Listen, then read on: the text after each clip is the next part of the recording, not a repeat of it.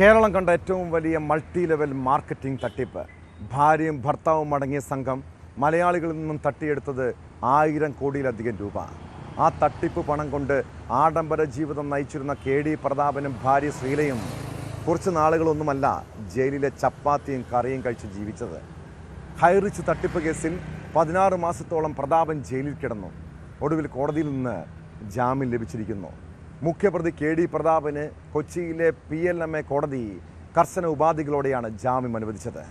അതേസമയം പ്രതാപന് ജാമ്യം നൽകിയ നടപടിക്കെതിരെ ഹൈക്കോടതിയെ സമീപിക്കാൻ ഒരുങ്ങുകയാണ് എൻഫോഴ്സ്മെന്റ് ഡയറക്ടറേറ്റ്.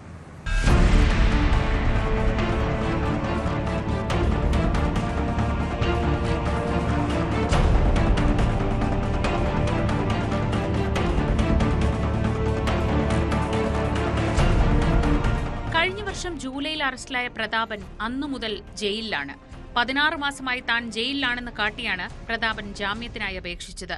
പ്രതാപനും ഭാര്യ ശ്രീനയും ഉൾപ്പെടെ 37 പേരാണ് കേസിലെ പ്രതികൾ. ശ്രീനയ്ക്ക് നേരത്തെ ജാമ്യം ലഭിച്ചിരുന്നു. ഓൺലൈൻ മൾട്ടി ലെവൽ മാർക്കറ്റിംഗിന്റെ മറവിൽ പണം തട്ടിയെടുത്തതിലെ കള്ളപ്പണ ഇടപാടാണ് ED അന്വേഷിക്കുന്നത്. ഓൺലൈൻ മൾട്ടി ലെവൽ മാർക്കറ്റിംഗിന്റെ പേരിൽ 1157 കോടി രൂപയുടെ തട്ടിപ്പ് നടത്തിയെന്ന കേസിൽ എൻഫോഴ്സ്മെന്റ് ഡയറക്ടറേറ്റാണ് ഹൈറിച്ച് ഓൺലൈൻ ഷോപ്പി ഉടമ പ്രതാപനെ അറസ്റ്റ് ചെയ്തത്. മുൻപും ജാമ്യ ഹർജിയുമായി PMLA കോടതിയെയും ഹൈക്കോടതിയെയും സമീപിച്ചിരുന്നെങ്കിലും ജാമ്യം അനുവദിച്ചിരുന്നില്ല. PMLA കോടതി ജാമ്യം നൽകിയതിനെതിരെ ഹൈക്കോടതിയെ സമീപിക്കുമെന്ന് ED വൃത്തങ്ങൾ അറിയിച്ചു.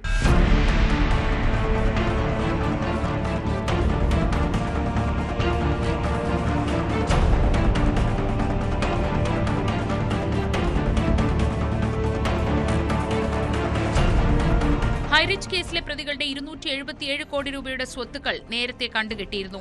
ഹൈറിച്ചിനെതിരെ വ്യാപകമായി പരാതി ഉയർന്നതോടെ തുടക്കത്തിൽ സംസ്ഥാന പോലീസാണ് കേസെടുത്തത്.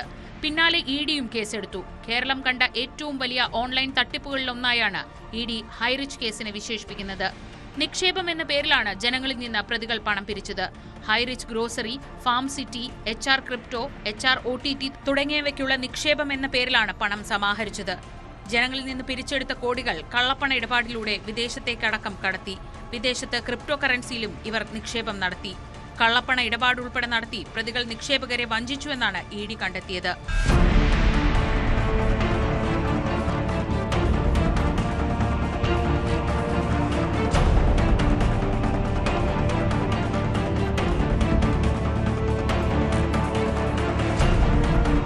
News 18 കൊച്ചി.